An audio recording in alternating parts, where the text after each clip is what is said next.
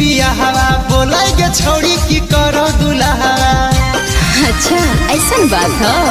इहे लगाना में कैनी बियाहवा बोलाई गे छौड़ी की करो दुल्हा। हे रे सुना खूबे दुलारो है कॉलेजवे साटो है रे छोड़ा। खूबे दुलारो है कॉलेजवे साटो है रे छोड़ा। मिलल हमारा सोइया ड्राइवर घोड़िया 417 को है रे छोड़ा। बनैले हखिन गाड़ी के लाइसेंसवा राजा हमर ट्रक वो हाको है।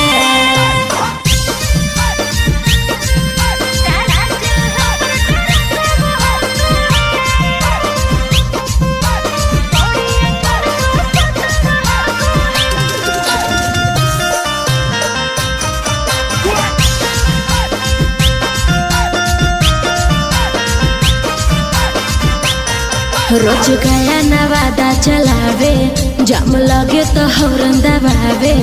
जब मिलो हो तो रोड फाका दौड़ावे लगो हो तो चाका। हे रे सही बुझले। रोज गया नवादा चलावे जाम लगे तो हौरन दबावे। जब मिलो हो तो रोड फाका दौड़ावे लगो हो तो चाका। हे सुना लागे ही रंग बिमल जब फाको है रे छोड़ा। लागे ही रंग बिमल जब फाको है रे छोड़ा। मिलल हमारा सोइया ड्राइवर घोड़िया 417 को है रे छोड़ा। बनैले हखिन गाड़ी के लाइसेंसवा राजा हमर ट्रक वो हाको है।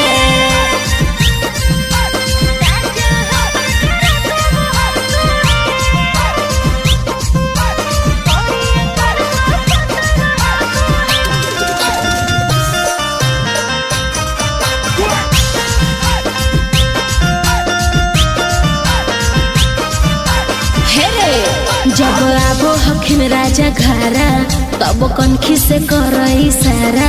बुझा गेलो मनीषवा कहानी की तोरा मजे में कटौ जवानी। हे रे एकदम सही बोली। जब आबो हखिन राजा घरा तब कनखी से कर इशारा।